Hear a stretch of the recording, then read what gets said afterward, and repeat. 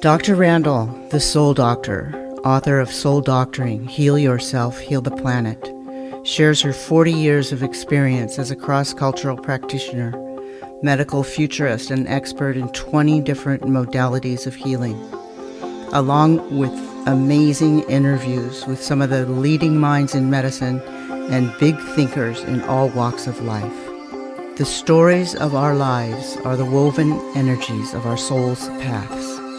They feed and ignite the spiritual light that nourishes the universal soul, the one mind, the cosmic consciousness where we all come together. This podcast is going to be a deep dive into the personal stories of people who have made significant contributions to the planet. What formed them? What moved them to become these leaders and innovators that inspire us so? Hi, Francine. Hello, hello. Oh my God, I can't believe this. I hardly get to talk to you these days, but here I'm talking to you on Zoom. And how long have we known each other now? Oh my God, that's probably 30 years. 30 years. Yeah. It was post-earthquake. We met after earthquake. Oh, yeah. Yeah. Whatever year that was, sometime in the 90s. In the 90s, because you walked in my office and we had all these things in common. And one of them was, well, we had lost a brother, but it was right after the earthquake too. And lost the house and all that stuff. But, and we used to talk every day, but now we're so busy. I guess, it's just life is like that. But I want to talk about your life, Francine, because before we go there, I want to say that welcome back, and I'm so glad that you're feeling better. You look great. Thank you. And it just warms our heart that you've been feeling bad, and you're back in the saddle and you're coming back. We're really happy, and I miss you in the studio, and I know you're going to be in, and I'm sitting in your chair. Yeah, I've been in the studio 2 times already. I know, but you're coming in again. That's right. I'm coming in again. No, but I mean, since whatever. So Francine is an incredible person. She's a really good friend of mine. We've experienced a lot of things together in life. One of them being Native American type experiences. She's Yaqui. I think I took her to her first Yaqui Easter. When was that? I don't remember what year it was, but I remember when I came into your office and you looked at me and you said, "Where have you been?" Mm-hmm. And I was sort of, taken back, and it was really cute. It felt familiar. It's like our souls knew each other. And I told you that I was Yaqui. It's not something that I really told anybody because people didn't know what Yaquis were to begin with. And then you went on to tell me that you had a friend who was a Yaqui deer dancer. Mm-hmm. And over a period of time, it was decided that you were going to take me to Tucson, where all of my relatives were from, and we were going to go to Yaqui Easter. You gave me a book to read about the tradition of the Yaqui people, which was mind-blowing to me, to say the least. And we actually went in a group, and it was nothing like a powwow.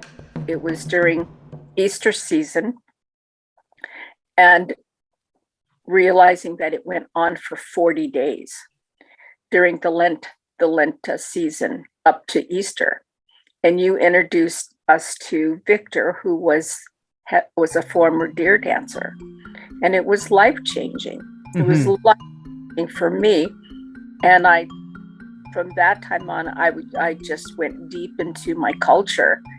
And what was really interesting, I'd lived a life where nobody really looked like me until I got to Pascua, and I walked in, and Harold, my husband, said, "Oh my God, everybody here looks just like you. Look, that lady looks like your mom. That looks like your brother." And it was really a beautiful experience. And I'm forever over that because now I'm tribal enrolled, and so is my whole family. I know, it's just amazing. And we went back more than once, and I had been working with the Yaqui for a while, but it's just, and then tell my audience would like to hear, you went on to do something here in Malibu that still is very special, and you involved me. Tell us about that. Tell us about. Well, I had been a member of the Native American study group in Malibu. And after a couple of years, I ended up chairing it. And it was even before I went to Yaqui Easter and had learned more about my culture and the Chumash culture, which is the culture of Malibu. There came a time that the city council wanted to disband the group. And by this time, my native soul was, awake, and it said, wait a minute, you're not throwing out the Indians. And I dug my heels deep and went to a city council meeting, and they had advised me that we were going to be disbanded. And it was then that I stood up and I made a proclamation that April 22nd, which is Earth Day, be declared Chumash Day. And go, what the hell? What am I doing? And because I really didn't know what Chumash Day was, but I knew it was Earth Day, and that we were going to have a groundbreaking and a powwow. We were going to do a blessing and have a powwow. I knew nothing about putting on a powwow and only had been to a couple as a child. And so the city council then realized that they had to honor that. And it ended up that Malibu became the first city in the state of California to honor their indigenous people, especially with an event. And now it is the largest event that Malibu sponsors. And it's been going on for 20 years. That's so amazing. I know you, sometime later than that, I think, you involved me in NACRAC. I became part of a member of NACRAC, and you involved me in every job I could possibly do at the powwow. I know that. You did. You did. I guess I skipped over a part. Our job at NACRAC was representing the Native people and the people of the city. So I was sort of a go-between the Native people and the city council on Native issues, on land issues, on artifacts, on monitoring, which is very political, and I don't really want to go deep into that because it's a painful thing. But the powwow existing allowed us to stay and to help people with the issues that involved their land and help people build with respect. If there were remains on a property, that they be properly interred. And that went on for 20 years. Yeah. And the time that, well, you were always there with me in the powwows. You worked the powwows, you represented the city, and then you became a member. I really needed you. I needed your creativity to help it move along, because there were a lot of bumps in the road with it, and you could really help with, smoothing some of those bumps out. But the city council, 3 mayors came to my house and said, ultimately, we really do have to disband the group because of the politics and other Native people getting involved that were destructive.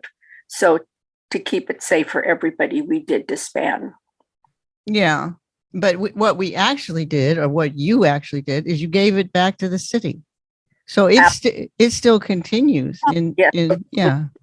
It's still going. It's a great gift. It was a great gift. It was after 12 years or something, which is, at least in, all the Native people I study with, if it's a 12-year-old, it becomes an adult. So it was time to give it back. It was good to back down and let it go on its own, because it had a life of its own. And what was so great about it is the vendors came from all over the country. They came from far as Florida, Canada, and they would come on their way to the Gathering of Nations, and we would camp together and talk story and eat, have meals. It was just beautiful. It was one of the best times. And we always had Alan Salazar. He was expert in the artifacts as well as being the spiritual leader and storyteller for the Chumash. So that was always a great treat, and we're still really good friends with him. And he's still there. He still does the blessing, and is a big part of Chumash Day. So it's nice. It's nice to see that. Yeah. And we did a podcast on him too, not that long ago. And what's so very interesting is these early beginnings that, sprouted between Francine and my friendship are now, long lasting parts of history. And now here we are working together in her studio that used to belong to Glenn Campbell. And I'm doing my podcast, finishing in her studio. It's just so interesting, the whole thing. Oh my God, it's been a journey. If someone told me that someday I would be the founder of a powwow, I would have laughed. And then to go on and find out that I'm owning and running a studio is like, I don't know, it's pretty much a surprise. That is it primarily a music studio, Francine? No. And what do you think equipped you to do all these various amazing things in your life? Do you think it was your legal experience, or is it just you? It's probably just me. I'm always, it seems like I've had a very diverse life. After college, I ended up spending 17 years in the legal field as a paralegal in family law and criminal law. And then I knew that I needed to get into something else that involved being physically active, because as I was aging, I was thinking, I want to be strong as a senior person. So I ended up going back to school. I went to UCLA and I got certified as a fitness trainer, but I specialized in post-op breast cancer patients. Oh, wow. And so my clients, they ranged from 40 on, and they were post-op, and this was to get completely well, become mobile. I didn't have cancer, but a friend of mine did. And when I realized that she had lost the mobility of her right arm, I asked her doctor, I said, well, what do you do now? And he says, well, she doesn't have cancer anymore. I can't help with that. Whatever you want to do, you'll do. So I thought, oh, well, let's go create something. Let's go. So we did. I did. I went and became a fitness instructor and decided to work with women who had lost the use of their arm. Now, was this from lymphedema by any chance? I don't know. Oh, because my recent motor vehicle accident resulted in that same, which I'm now overcoming. I've become up with a formula that works for it. I can't wait to share it with the world. Because it's a horrible disease, and it's supposed to be lifelong and doesn't ever go away. But I'm making it go away. With a formula of massage and certain cell membrane stabilizers and the right diet and so forth and so on. But I just wondered, because a lot of times with breast cancer, that's what it is lymphedema. Well, when I got my certification, I created a group that involved a psychiatrist, a nutritionist, a guided imagery, Diedrich Sopler, the acupuncture. Who was interestingly in my office after that. So another connection. Yes. So there were 5 of us that met every week for lunch, and we would go over the patients, and we could tell that there was a lot of trauma involved in the cancer treatment. And so the guided imagery was wonderful. And of course the nutrition was everything, and the exercise, because there was a time of detoxification. And I realized after chemo, there's this detox period, and there's a lot of pain involved in the legs and the feet, even if it's breast cancer, because the body's toxic. So work out 3 days a week with do circuit training and just moving the body, and I honestly saw miracles. Exercise is a big part of it too. Absolutely. And then massage is what we've found is key. Yes, it's so important. There was one client that still sticks out in my mind. She had breast cancer, and the doctor said he didn't know if she was going to make it. And so I went on a journey with her, and I went to her home and to her job. I met her family, and it was a hot mess. She ended up selling her house, healing with her kids, quit her job, got a facelift, bought a bike, and rode it to Canada with her. Like kids. A Harley or something? No, a bicycle. Oh, bicycle. And so they biked from Malibu to Canada. Wow. It ended up, I saw her a couple of years later in a market, and she was beautiful. She was absolutely beautiful. So it was encouraging and inspiring to me that I was privileged to witness this miracle when they were telling me there was little hope. And I just never felt that I was going to let that happen. Very rewarding work. Good work. It was wonderful.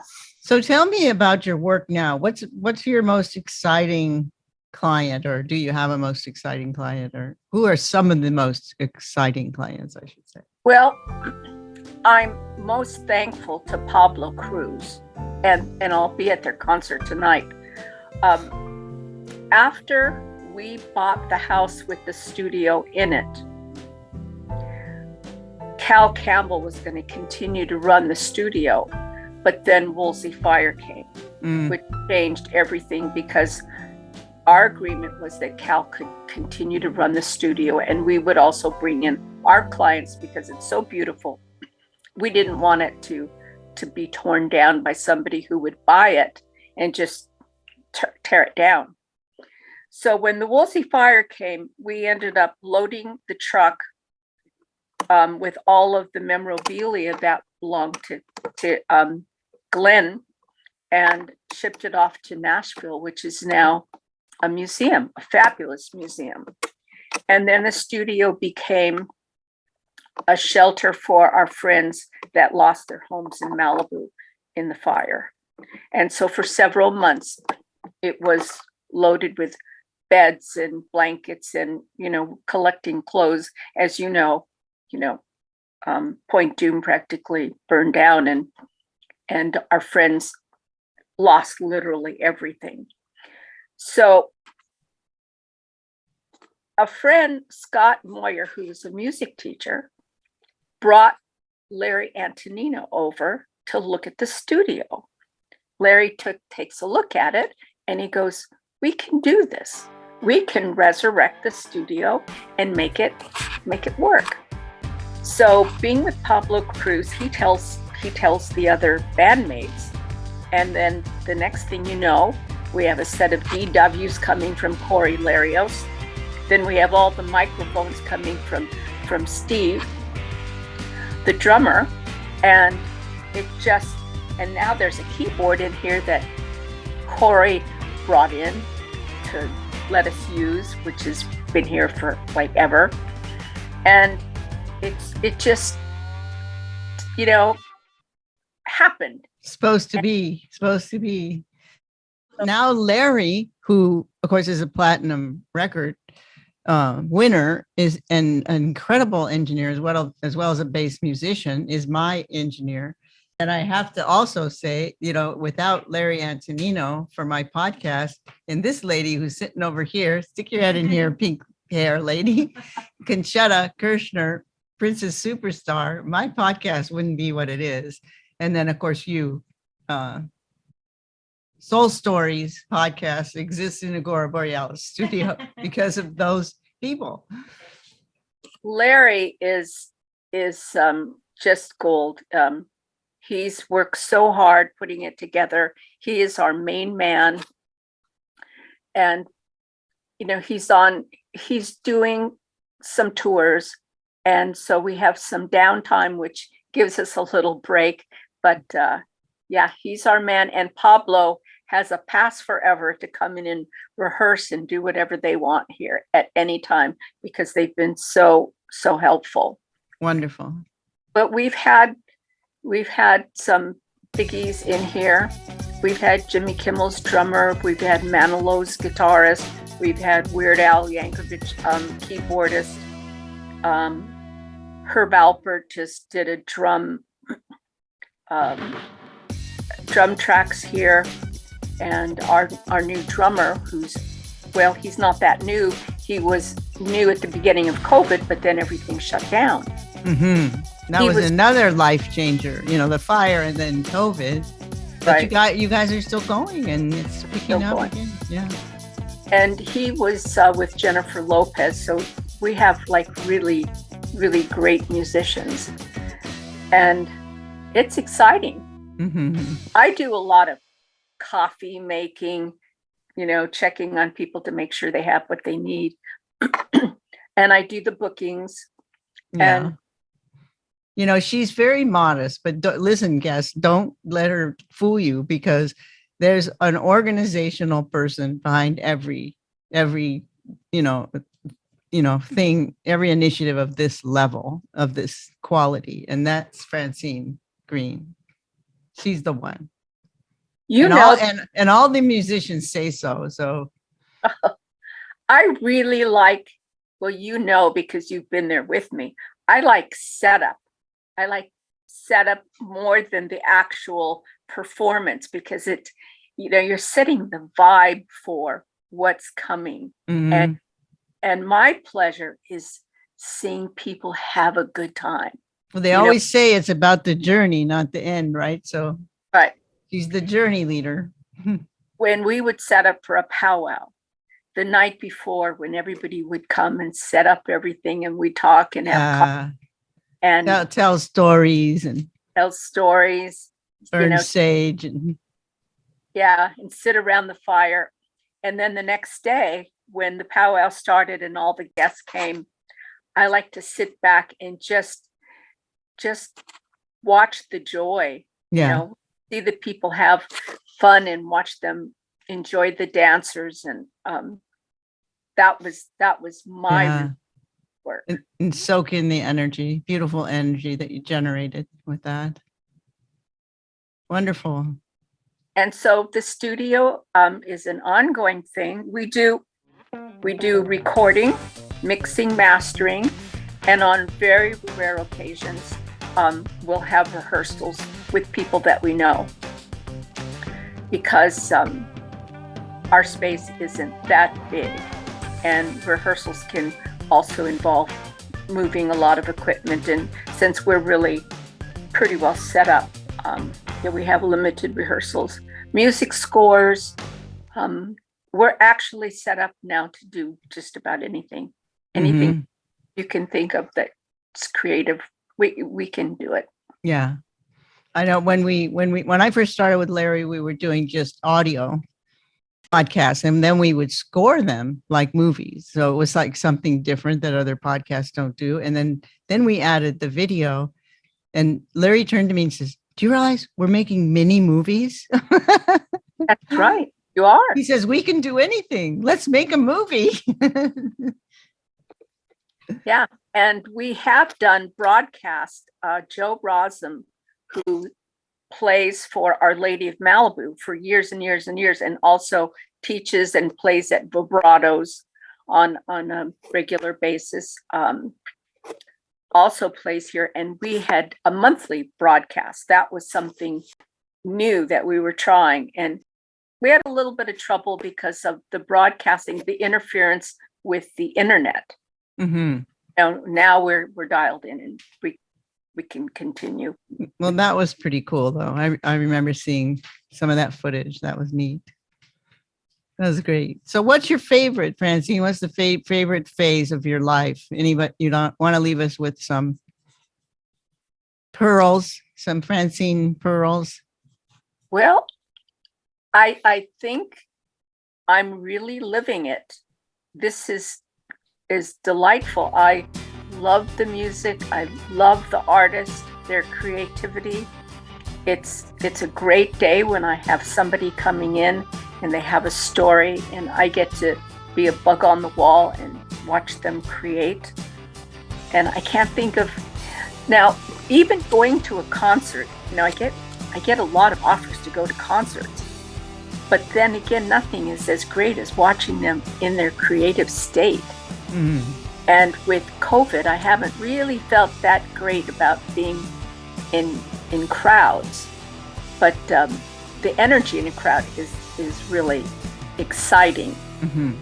I just love the space that I'm in, and hoping that I get to stay in it for quite a while. Yeah. Well, you're creating that creative space for these people to come in and do what they do best. And that's what you do best, is creating that space. So thank you for that.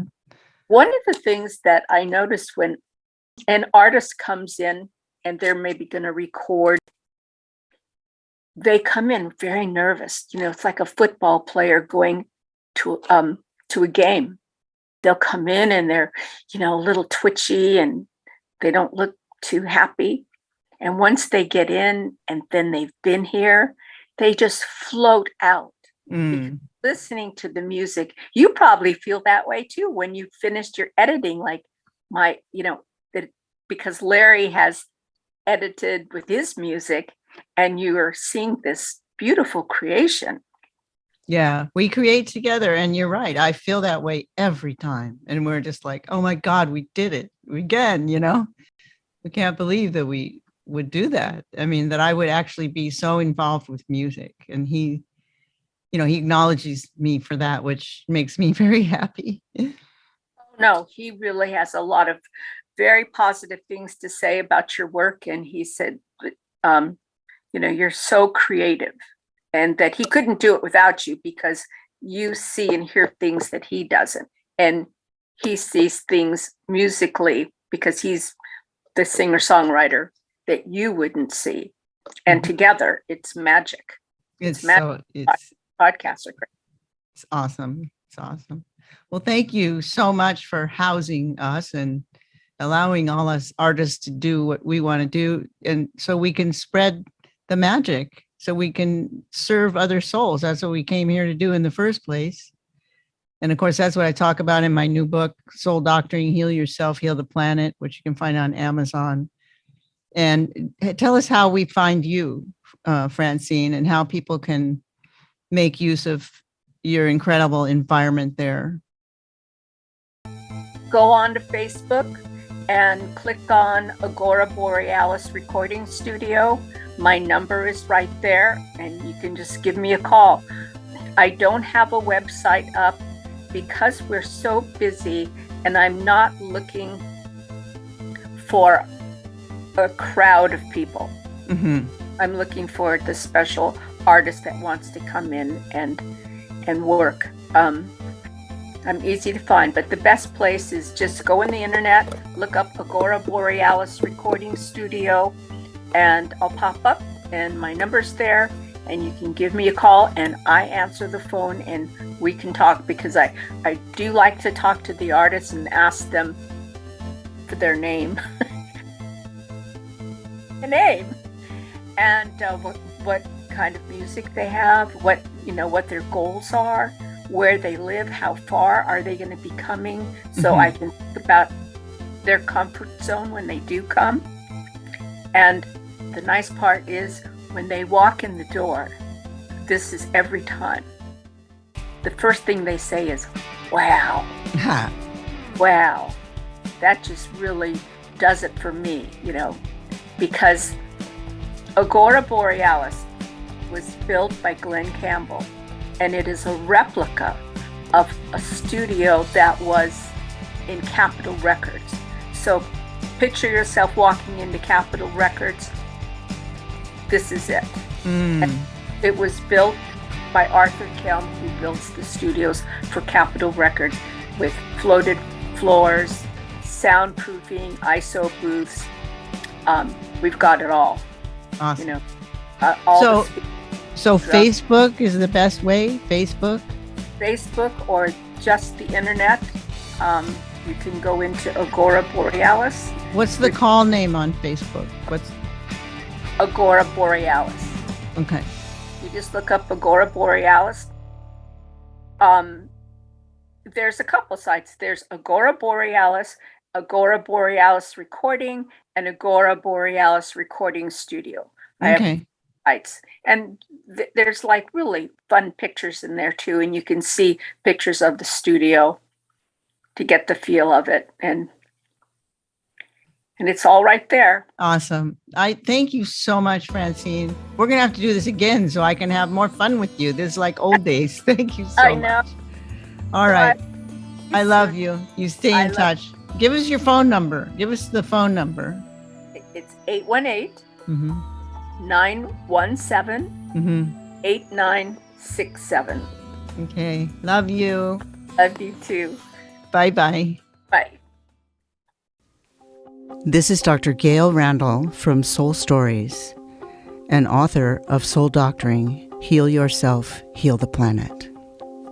I want to thank Saltology, our sponsor, at bathsalt.com, which fits perfectly into my medicine bag as it, like me, calls upon the ancient wisdom and modern technology to heal, especially with the stresses and ills of our modern times. The Bokek brand uses organic salts combined with organic essential oils sourced from ancient Egypt to provide a perfect remedy for your bathing ritual and healing from modern stresses. The Relief RX brand is a unique one-of-a-kind healing salt that uses organic CBD, treated with a unique emulsification process to create nanoparticles which easily enter the skin to most effectively heal and relieve aching muscles and joints. Whether from chronic inflammation or just a rough workout, this is the perfect healing bath, especially when you add the organic essential oils of neroli, lavender, eucalyptus, or grapefruit. Your body, mind, and soul will be lifted and soothed like never before. Go now to bathsalt.com. I also want to give special thanks to Larry Antonino and Agora Borealis Recording Studio for music and score, and also to closetotheearth.com for IT and computer assistance. I'm Dr. Gail Randall, creator and host of Soul Stories. I just want to thank you for listening to my podcast. I recently got a notification from the International Podcast People, and I was astounded that so many countries are listening to my podcast in the category of alternative health. So thank you, and please continue to listen. I especially want to thank Egypt, Croatia, Japan, and Switzerland, also France and Ireland, because my numbers were quite high there. So keep up the good work and check out my Instagram at Dr. Gail Randall, and particularly check out my Instagram TV, where you can hear me talking about alternative medicine subjects and also see me. It's a very good show, and I think you'll like the subjects. It's on 6 p.m. Pacific Standard Time every Friday, but it's recorded there, so you can find it there anytime you look. Okay, thanks again. I love you guys. Also supported by Randall Wellness Network, bringing health and wellness to you directly. Medical futurist Dr. Gail Madeleine Randall brings 40-plus years as one of America's most forward-thinking doctors, healers, and emerging authors onto a diverse media platform to empower our paths to health, wellness, increased consciousness, and vitality. Gail Madeleine Randall, MD, has long practiced, taught, and encouraged patients to take control of their healing processes and journeys. Randall Wellness Network provides a 360-degree platform for people to heal themselves, and she most emphasizes regenerative approaches for healing individuals, communities, and the planet as one. For more information, go to drgmrandall.com and Instagram at drgailrandall, and check out the robust Instagram series on Instagram TV, also Facebook, Randall Wellness, and also Dr. Gail Randall.